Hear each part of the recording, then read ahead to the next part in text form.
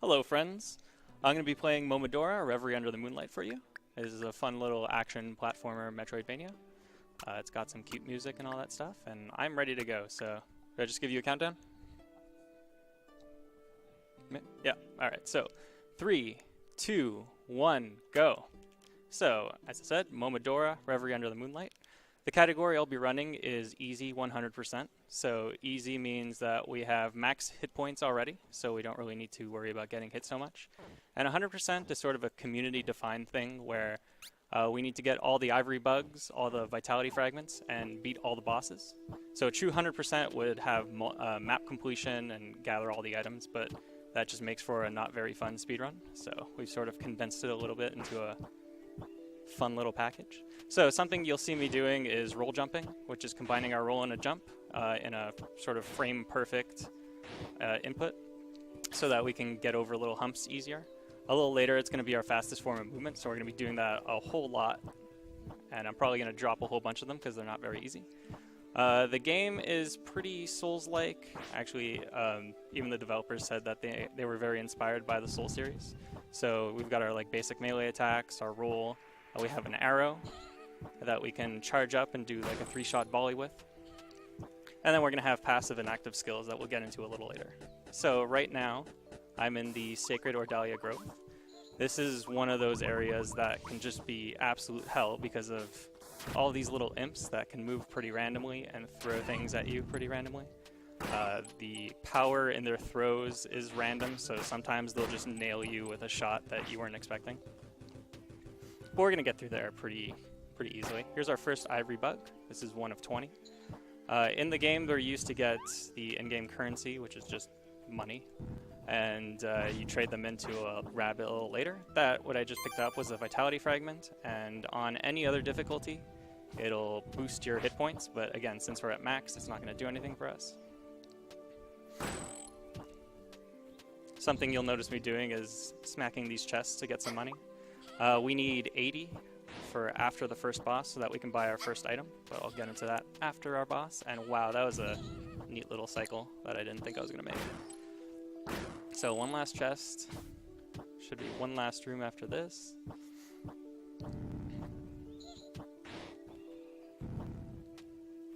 And this boss is the arthropod demon Idea. I'm gonna go for a quick kill, which if you hit her tail with a 3-shot volley within like a 2 to 3 frame window, you kill her immediately. And I missed it. But our fairy, which I'll explain in a bit, did massive damage to her because it hit her tail a whole lot. And that kind of stuns her and does 2.5 times damage to her. So you have a fairy that if you input like the first half of the Konami code, it kind of just floats around and shoots lasers down pretty randomly. And there are a couple of cases where it really helps us. We usually just use it for most of the bosses because, you know, if you get a good hit, why not? Extra damage is good. There I just bought with my, well, slightly over 80 money, the Crystal Seed, which is going to, wow, how did I do that? Which is going to boost our attack, both our bow and our melee attack by 50%. I think no, I didn't miss. Okay. I did. I missed an ivory bug. I'm going to have to go back and get that later. Yeah, so it's going to boost our attack by 50%. And it's going to be helpful for the first half of the bosses. We're coming up to our second boss, which is everybody's favorite. It's Mocha and Lubella. Mocha is very erratic, and you'll see Lubella. So Mocha, we only need to get to about a third of its hit points in order to make it disappear. And it just has no good attacks. I also forgot to take a safety save, so I hope I don't get hit.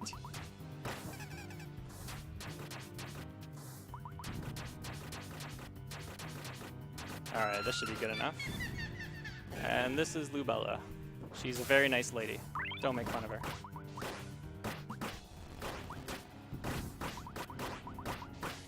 So Lubella has a couple of attacks that she does over and over again.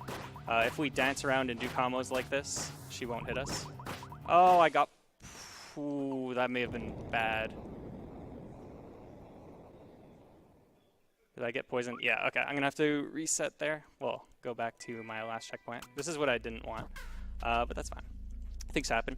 What happened was I lost a little bit of hit points before the end of the fight, and if you take damage in the middle of a fight, you don't get the boss item. So at the end of Idea, I got the Idea's Pearl, which adds poison properties to our arrows. And from Lubella, we're going to get the Backman Patch, which is actually absolutely needed for the 100% run. Otherwise, there's a sequence break a little later on that we can't do. So I'm actually going to take a safety save this time. That was a big mistake.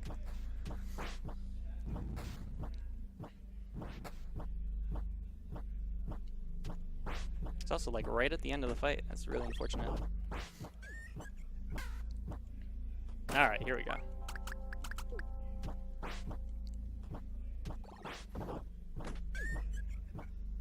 So again, there are a couple of attacks that Mocha can do, two of them being pretty favorable. This one's not so bad because it follows you where you are when the attack happens. And the other one, this one, which sort of happens really quickly, and then you can run in and get some quick melee attacks.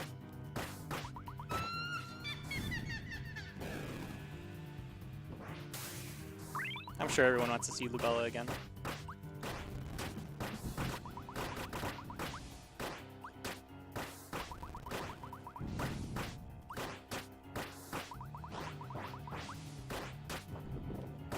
And there we go. Alright, so now we should get the Backman Patch, and this is going to help us do a lot of really cool things in this run. We're going to equip it right now. And this is sort of where the 100% run splits off from the any percent run. If you've ever seen the any percent run before, we go to the Subterranean Graves, which is going to be... Ooh, good thing I got hit there. The Subterranean Graves, which is down from here. But we're going to be going up and head towards the Cinder Chambers. So we're going to fight a little mini-boss, this little soldier mini-boss, and absolutely obliterate it with our new Backman Patch.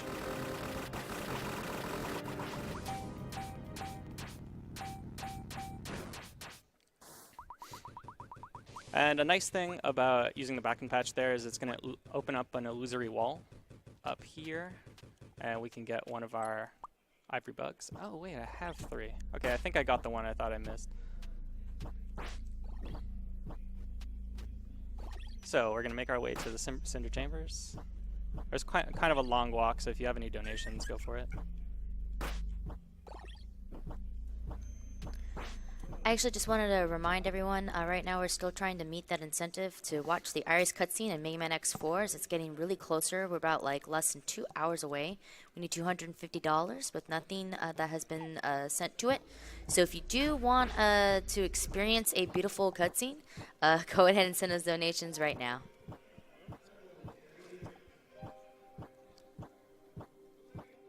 Alright, so we're coming up on the Cinder Chambers now, which is a pretty cool area in the 100% run.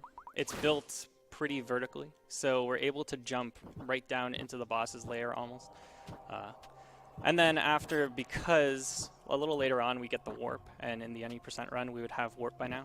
We're not going to have it, so we're going to actually scale it up, which is some of the coolest movement in the game, so I'll talk a little bit more about that later. We're going to be meeting the Heretical Arsonist, which is a boss that gives us a really good item, the Pocket Incensory, which is going to add fire properties to our items, to our attacks. And she can be a little annoying. She likes to teleport around. She has an attack where these little balls come out and kind of come after you. So we're going to try to avoid all of this. And we're also going to try to make her go into these explosive barrels, just to do a little bit of extra damage to her.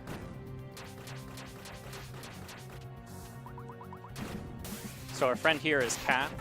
She has a very similar... Oh, I should not... Okay. She has a very similar mission as us. So she's trying to get rid of the Heretical Arsonist. And she's doing a pretty good job of helping us right now. Sometimes she just gets staggered a lot. Oh, she's doing her Terminator walk. Oh god. Okay. So that's a pretty favorable attack, and also the whip is pretty favorable because we know how far we need to be from it. And that's the Heretical Arsonist. So we're going to be getting the Pocket Incensory, and also we're going to be getting our first Crest Fragment. So here we're just going to be like, oh no, we don't really want to talk to you, and she calls us a damn roach, and then stops talking to us. She dies later on, so it doesn't matter. So this is a crest fragment. There are 4 crest fragments in the game, and each of them gives you a special ability. I'm going to take a save here. This one gives us the dash ability, which makes our movement a lot faster and more interesting. Ooh.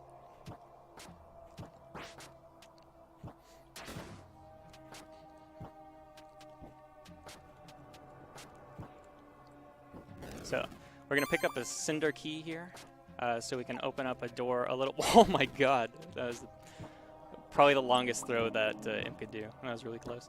We can open up a door a little later on that's going to get us a Vitality Fragment.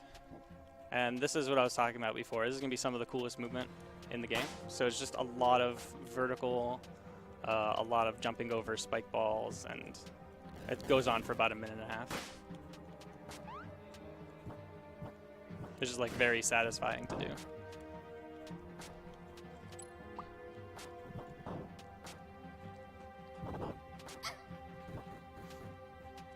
So generally we don't want to get hit too much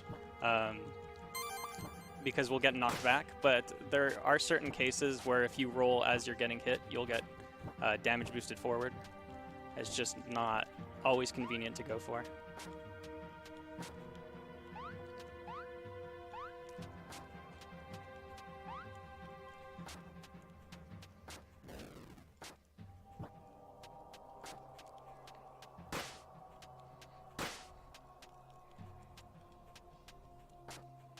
Alright, so we're going to be leaving the Cinder Chambers now and going into Whiteleaf Memorial Park, where we're going to meet one of our friends again.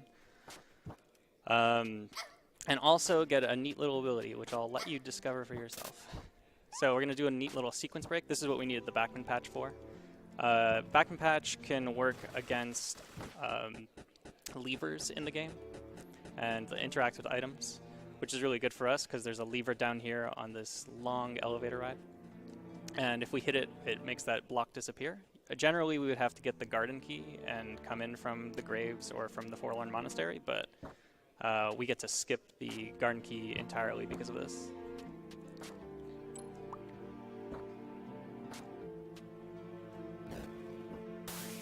So we're going to prime a Crystal Seed and go into this fight and hope Lubella doesn't dive. We've actually had some really good RNG with her. And yeah, she's just going to get obliterated. There we go. That's Lubella. And she's actually dead now. So she's one boss that actually drops an item when you don't get hit, but we don't really need it. It's the Torn Branch, and I honestly can't remember what it does. So we're just going to leave it there next to the chest. And now we are a cat. So... Cat has really cool movement, is also absolutely adorable, and squeaks when it dies, so we're going to try not to die because it's really sad to hear. Cat can move really fast, and we have the sequence of movement, which is like a roll jump, and then a cancel and dash. And the reason why we do an attack in the middle of the roll jump is because the cat, for some reason, at the very end of its roll jump, or at least rolls, it kind of just falls off in speed, and the attack cancels that. So we're going to be doing that for each time we do one. And now we have another elevator ride, but we're going to turn to the cat and let it sleep for a little bit.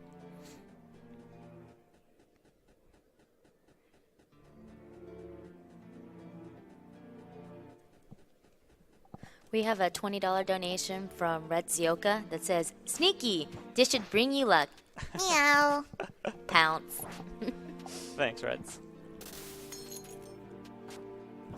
So here's a dangerous Vitality Fragment, where you can pick it up and get stuck in this animation, but get hit by one of these ladybirds at the same time and just sort of fall to your death. And because we haven't saved since we became a cat, we kind of lose a lot of time, so we have to take that a little safe. So we're going to be meeting our next boss real soon. We don't have to scale the Cinder Chambers anymore, but we have to go up into the Forlorn Monastery. So this is Ladder Boss. Ladder Boss takes about 67 to 70 jumps to get up, and it's just a long process.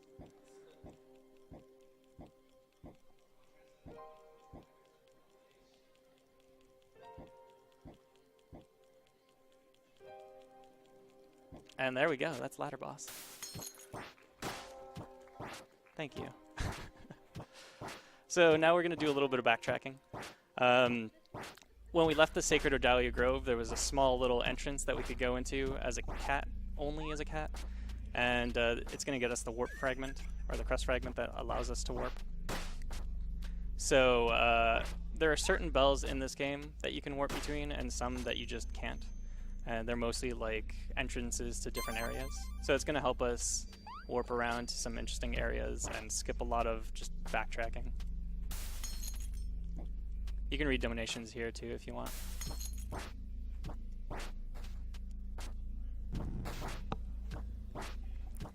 Just wanted to go ahead and just kind of remind people as to why we're here for.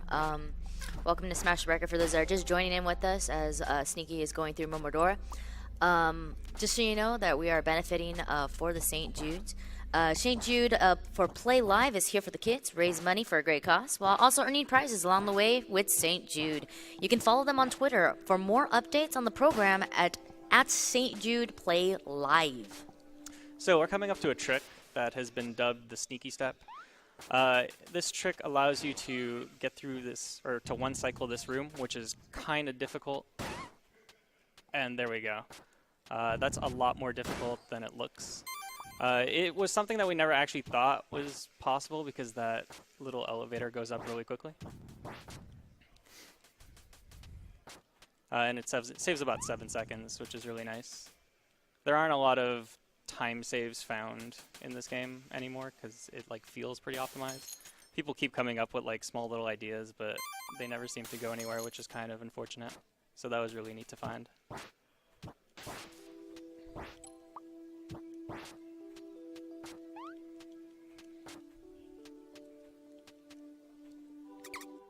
So now we'll be following the any % route by going into the subterranean graves. But now because we're the cat, we have dash, we've got warp, we've got like a whole bunch of really cool instruments. We're just going to be dashing through it because generally we would get the garden key, but we don't need that anymore, so we can just do some really fast movement underwater. We're going to get stuck in a small cutscene here. She's going to be very surprised that a cat is dropping down. And it's kind of like a little tidbit. When you go into these cutscenes as a cat, you sort of see your human form like as a shadow in the background. Oh, maybe not this one. Oh, there you go. So I don't know why she's talking to a cat right now.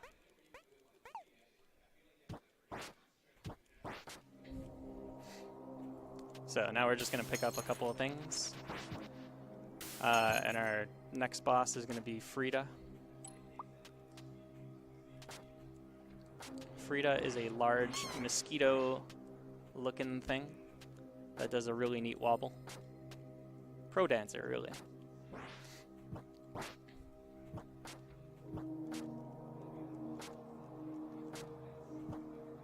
And I'm going to take a safety save just in case. Because now I'm scared from that first try.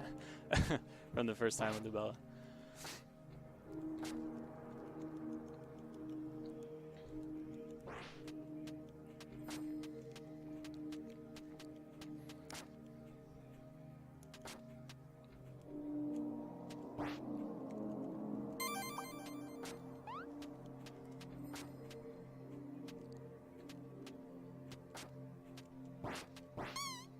Whoops.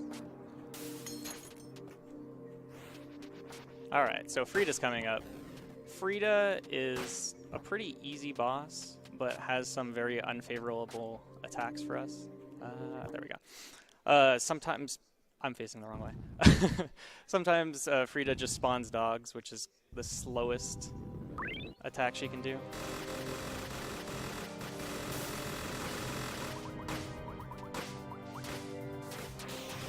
And big lasers are always a good thing because we just get free reign with our arrows. And now that we have the pocketed sensory, Frida just gets staggered on every 2 or 3 hits. So that was Frida. And now we have the sparse thread, which is this It's an item that gives off sort of an AoE effect when we use it. It does a whole lot of damage, and it's going to be a really big help in the next 2 bosses. Actually, in probably every boss coming up from now on. So now I'm just going to make sure that I have all of my ivory bugs, because I might have to do a little more backtracking than usual.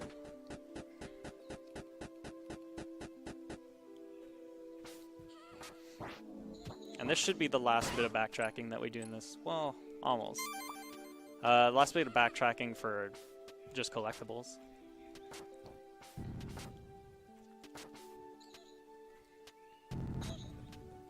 So I should have 13 up here. Perfect. Alright, we're good. We have a $20 donation from Palisaire that says, "So how about that sneaky step?" Hey. I'm gonna have to match that. I promised Palisaire and our community cheerleader, Mama Pillar, that I was gonna match their donations for doing the sneaky steps.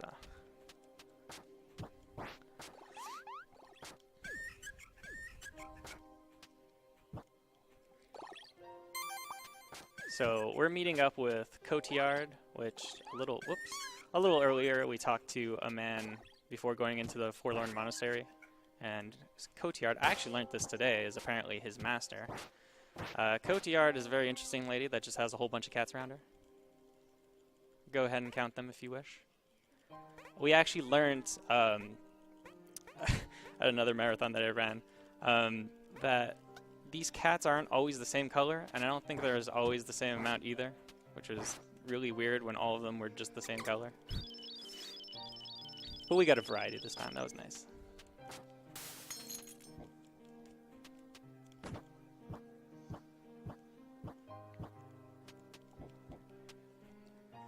So she gave us the monastery key, which is going to allow us to open this door and fight our next boss, Partner Fennel.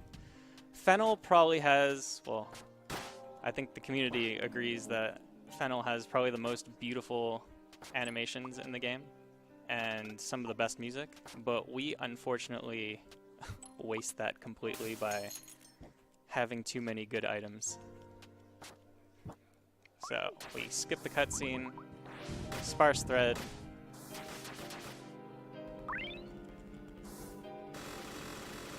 and just hit her with a backman patch and she's dead.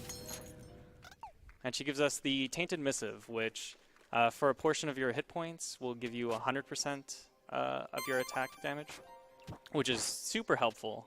And we're going to be using those instead, we're going to be using that instead of the Crystal Seed from now on.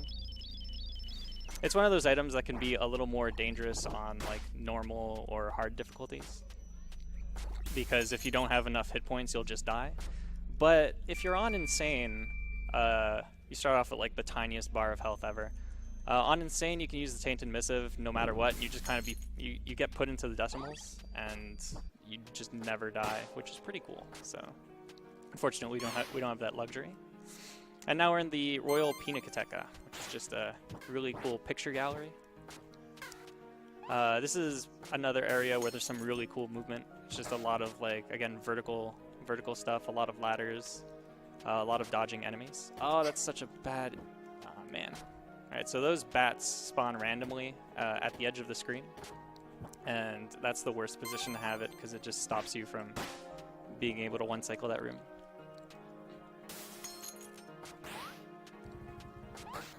So here, there's a whole bunch of collecting that we need to do. And we're also going to be picking up an item, which is the Sealed Wind. And in Momodora games, there are generally 2 endings. There's always the good ending and the bad ending. Bad ending, you die or something really bad happens to the world. And good ending, you stop them, and that's usually it. And we're going to be picking up the Sealed Wind, which allows us to get the... or dip our leaf in the green hibisco tea. And for some reason, having a green leaf gives us the true ending. Oh. So here's the Sealed Wind. I missed first cycling that room, but that's fine.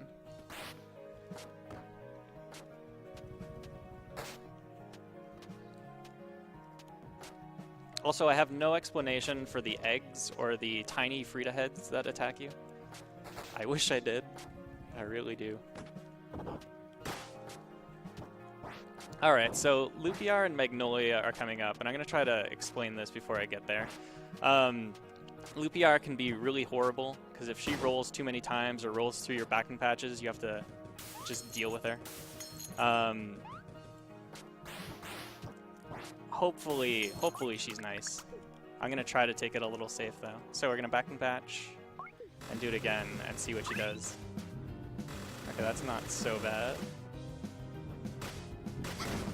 I hope that was before. Okay, so if you... No. No, wait, that might still be good. If you get hit when there's no boss health bar on the screen, you can still get the item. But I don't know if that was too late or not. No, okay, that was too late. So we're going to have to do that fight again.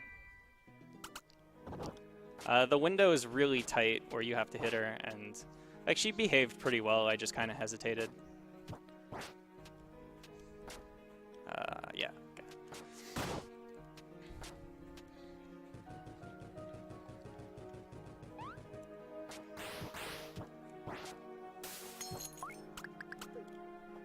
Oh, whoops. There we go.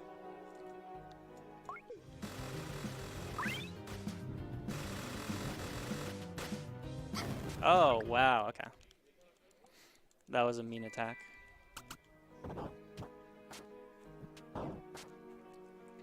So the attacks that she can do, there's one where she flashes and she shoots these balls into the air.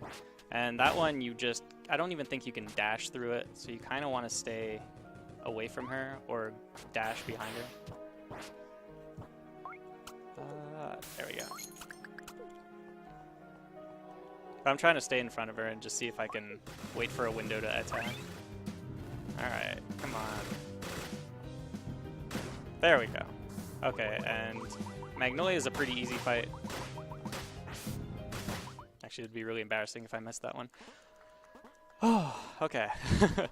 It's a little more smooth sailing from there.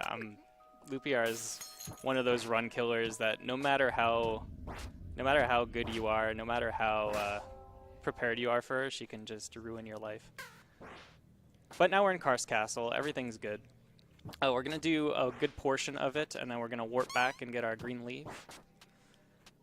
And then we're going to also fight a boss that we walked by in the Forlorn Monastery, the Archpriestess Choir, which, with the strats that we have, is a pretty easy boss, but is one of those bosses that if you let her hit you, she will just hit you like a truck, and you can actually die to her on easy. We're not going to let that happen. Oh, whoops. Also, for some reason, cats can't climb ladders in this game. And I don't understand why, because I'm pretty sure cats can climb ladders. Alright, so Forlorn Monastery. This is where we're going to use our Sealed Wind. If you would like to read donations, this is a perfect time.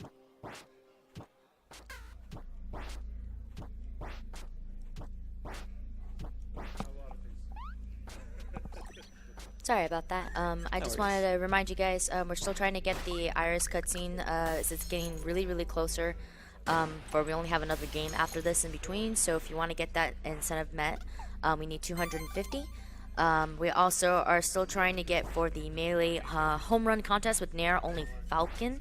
Right now it's at $51 and we need 500. Still has a little bit of time left for it, but if anyone was interested in having that happen, go ahead and donate now. So we picked up an item before we got to the partner fennel, the soft tissue, and I believe the Archpriestess is Fennel's sister, and I'm not sure why we give her the soft tissue, but she wants it. So we're gonna equip that, come here, and we're gonna charge our arrow, and by the time we get to Archpriestess Choir, we're gonna have our like long volley of arrows. So we're gonna hit her with that. And hit her with some sparse threads. Oh, right, I gotta hit her. Oh, that might have been bad. So she's gonna spawn these attacks. No, okay, this is gonna be really dangerous.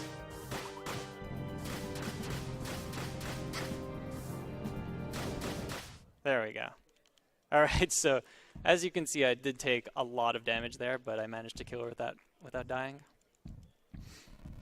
What I was supposed to do was, after that first phase, I would use a Tainted Missive and charge up my arrows and do another long volley. But I did it a little too late, and then I got hit, which cancels it. But that's fine, we got through it. So we go back to Karst Castle. We've got a little more cleaning up to do, and then we've got our 2 final bosses. Oh, one's more of a mini-boss. Oh, okay. Karst Castle is pretty menacing. There are a lot of spikes in it, which are... There was a corner in there without a spike for some reason. These spikes are obviously one-hit kills, so you don't want to jump into them. And there are quite a few enemies just always out there trying to kill you, so there's a lot of dodging that you have to do.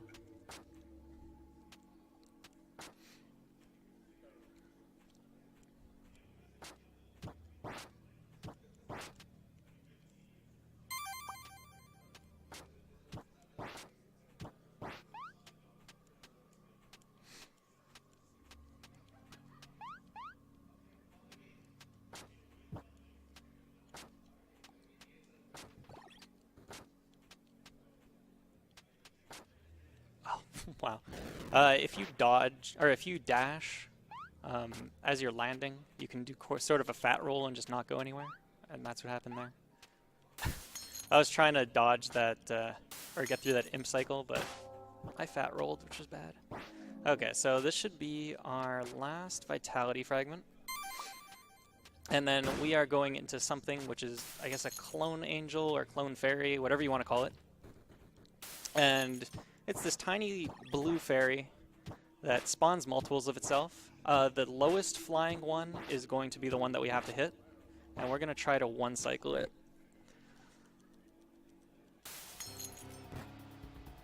But it can spawn anywhere. Okay. So, there we go. So that's Clone Angel, and now we're running to the end. So this is another area. We have, okay, 20 on 20. That's also good. I got all my ivory bugs, all my vitality fragments. So we have everything. We just need to not die in here and in this next long elevator room. And then we're going to be getting to the Queen of Karst. So the Queen of Karst has 3 phases. Because we have the green leaf, the 3rd phase is like part of the true ending. And in the first phase, we're going to try to do a quick cycle, which we need to get a volley of arrows off almost immediately. There's a really small window to do it. Hopefully we get it. So we're going to Tainted Missive, we're going to hit her with a volley, and then if we don't get hit by her attack, we should be good for the rest of the fight. There we go. So the rest of it should be a cakewalk. We're going to charge up our arrow here.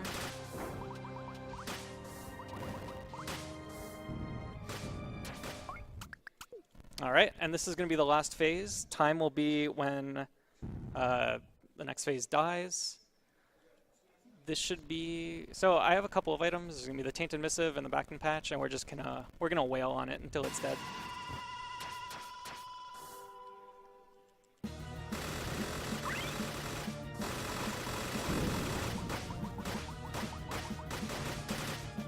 Oh, okay, there we go. That's time.